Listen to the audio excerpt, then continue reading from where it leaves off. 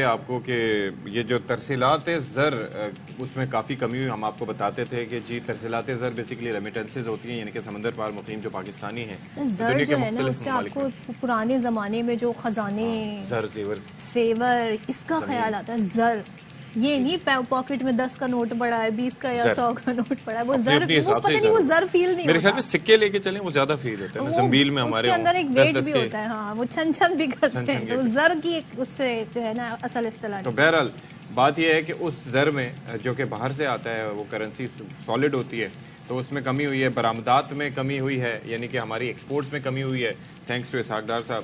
اور بیرونی سرمایہ کاری یعنی کہ انویسٹمنٹ میں کمی، اور اس کے بھی ریزنز موجود ہیں. انسرٹینٹی. تو وزارت خزانہ کی جانب سے ماہانہ معاشی آؤٹ لک رپورٹ جاری کر دی گئی ہے. اچھا، پھر درآمدات ظاہر ہے کہ ایکسپورٹس کے ساتھ ساتھ امپورٹس میں بھی کمی ہوئی. کرنٹ اکاؤنٹ خسارہ روپے کی قدر اور مالی ذخائر میں بھی کمی ریکارڈ کی گئی، اور مہنگائی، ایف بی آر محصولات اور نان ٹیکس آمدن میں اضافہ ہوا. چلے کہیں تو اضافہ ہوا ہے، ورنہ تو آپ مجھے کمی بتا رہے جی تھے. جی یہاں بھی کمی ہوئی، یہاں بھی کمی ہوئی. اور آئی ایم ایف کے پروگرام سے وزیر اعظم کہتے ہیں جی ہمارے ہاتھ باندھ دیے ہیں، لیکن ڈیفالٹ کے خطرے سے ملک نکل آیا ہے. اور ہمارے سچویشن ایسی ہے کہ ہمیں پروگرام سے نکلنے کے لیے مل کر کام کرنا ہوگا. پروگرام سے نکلنے کا مطلب یہ ہے کہ اس پروگرام کو کمپلیٹ کر کے کشکول توڑنے کی جو باتیں کی جاتی جی ہیں جی اس کے لیے ہمیں ریفارمز کرنی ہوں گی. ریفارمز کرنے کے لیے بڑے سٹیپس لینے ہوں گے. تو اسی پر بات کریں گے. ہمارے ساتھ موجود ہے ماہر معاشیات خرم شہزاد. خرم شہزاد، بہت شکریہ. Good morning to you. بتائیے گا، غیر بات بجلی بھی مہنگی کر دی گئی. وزیر اعظم کہتے ہیں کہ بہت سارے ہم پر آئی ایم ایف کی کنڈیشنز ہیں، ہمارے ہاتھ باندھ دیے ہیں. تو کیا یہی سلسلہ جاری رہے گا اور مہنگائی میں اضافہ ہی ہوتا رہے گا پھر خرم؟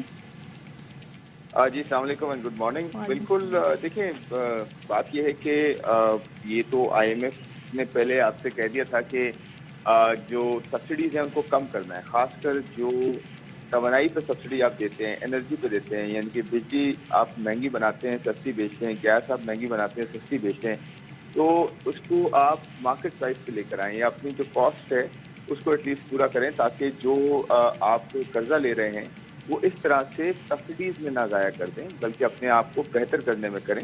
اور اس میں دیکھیں بات یہ کہ یہ ہمارا رول ہے، یہ ہماری رسپانسبلٹی ہے کہ ہم کیسے اس قرضے کو استعمال کر کے ایفیشنسی لے کر آتے ہیں، سسٹم میں بہتری لے کر آتے ہیں. اور یہ جو الیکٹریسٹی کی جو پورا ایک چین ہے، پوری ایک سپلائی چین ہے انرجی کی، اس کو ہم بہتر کیسے کرتے ہیں. کیونکہ دیکھیں ہوتا یہ ہے، ڈفرینٹ گورنمنٹس آتی ہیں، جو ہے مہنگی بجلی بناتی ہیں، انیفیشینٹ ہوتی ہیں، انکمپیٹنٹ ہوتی ہیں، اور ایونچولی یہ ہوتا ہے کہ وہ کہتی ہیں کہ جی ہم سے تو ٹھیک ہو نہیں رہا، تو آپ سستی ہم آپ کو بھیج دیتے تاکہ ہمارا ووٹ بینک بھی برقرار رہے اور جو ہے عوام خوش بھی رہے فور دا ٹائم بینگ. لیکن عوام کو ان کو یہ نہیں پتا ہوتا کہ لانگ ٹرم میں جا کے عوام پہ ہی قرضے آئیں گے اور اس طرح کی سخت شرائط آتی بھائی ہیں. مسئلہ یہ تو کچھ اور پرابلم ہے نا ہمارے ساتھ. خرم صاحب. ایک چیز یہ ہے کہ عوام کو ریلیف دینا یا سبسڈی دینا، that is something else. لیکن میرے مسائل وہاں شروع ہوتے ہیں اور عوام کے مسائل وہاں شروع ہوتے ہیں کہ جہاں پر تقسیم کار کمپنیوں کے ملازمین ہوں، بجلی بنانے والے کمپنیز کے ملازمین ہوں، ان کو مفت بجلی کی فراہمی جہاں جہاں ہوتی ہے، سرکاری افسران، بڑے افسران، یا جہاں جہاں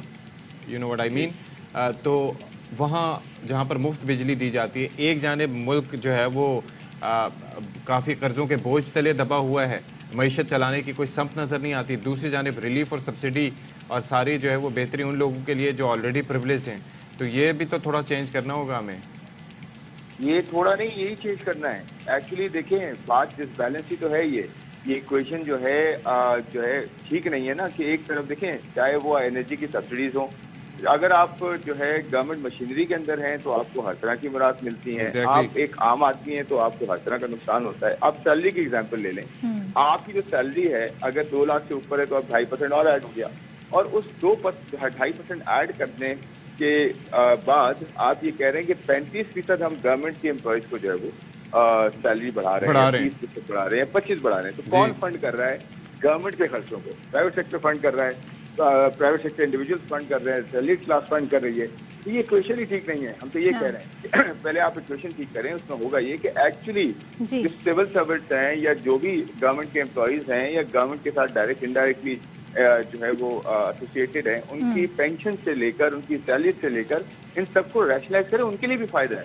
اگر اچھا ان کو آپ جو ہے لانگ ٹرم میں کوئی کیریئر پاتھ نہیں دیں گے اور آپ یہ کہیں گے کہ آپ پروٹیکٹڈ ہیں آپ کی ہم اب سیلری بڑھاتے رہیں گے, آپ ہمارا ووٹ بینک بس سیو کر کے رکھیں, ہمارے لیے کام کرتے رہیں, اسٹیٹ کے لیے کام کرنا ہے. تو پرابلم یہی ہے کہ آپ اس طرف بڑھائیں گے, اس طرف کم کریں گے تو آپ کو نقصانات ہی ہوں گے. جو آپ دیکھ رہے ہو آئی ایم ایف آپ سے یہی کہتا رہے گا کہ آپ ٹھیک کریں, اور آپ نہیں کریں گے تو آپ جو ہے وہ پستی کی طرف جائیں گے. خرم, جو معاشی آؤٹ لک رپورٹ ہے اس کو کیسے آپ دیکھ رہے ہیں, جس میں بتایا گیا ہے جی مالی سال ترسیلات زر, گزشتہ مالی سال ترسیلات زر برآمدات بیرونی سرمایہ کاری میں کمی, جبکہ مہنگائی, ایف بی آر محصولات اور نان ٹیکس آمدنی میں اضافہ ہوا.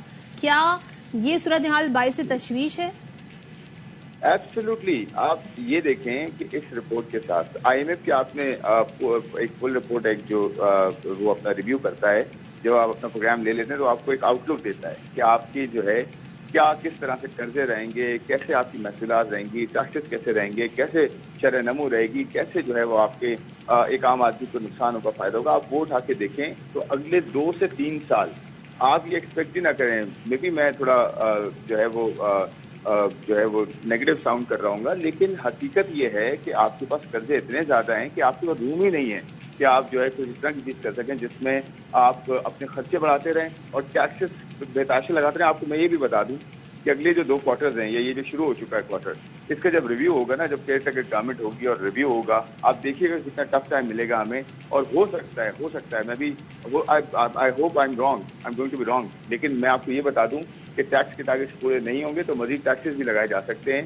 اور مزید جو ہے وہ بھی سیلری کلاس پہ لگیں گے, ان پہ تو لگیں گے ہی نہیں, ریٹیلرز پہ بھی نہیں لگیں گے, ایگریکلچر سیکٹر میں بھی نہیں لگیں گے. میں آپ کو ایک چیز بتاتا ہوں, بڑے مزے کا, آپ نے بہت اچھا پوائنٹ اٹھایا ہے. آپ کو پتا ہے سیلریڈ کلاس جو پچھلے سال میں جو ٹوٹل سیلریز سے ٹیکس اکٹھا ہوا ہے تو 264 ارب روپے ہے ٹوٹل ایک سال میں, ٹھیک ہے.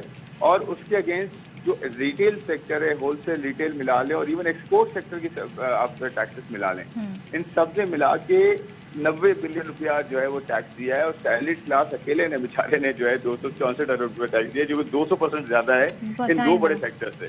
تو آپ اس سے اندازہ لگا لینا کہ آپ کو فیکٹ بھی پتہ ہے, آپ کو پتہ ہے پرابلم کیا ہے. اگر آپ ٹھیک نہ کریں تو یہ تو پھر ہم خودکشی کی تو ہم مہنگائی سے کمبیٹ کیسے کریں گے اگر ہم انہی لوگوں پر ڈائریکٹ ٹیکس ہم دیں, انڈائریکٹ ٹیکس ہم دیں, نہ جانے کیا کیا, اس کی ہم جو پرچیزنگ پاور ہے اس کو تو ہم خود ہی کل کر رہے ہیں اس میں مزید بوجھ ڈال کے.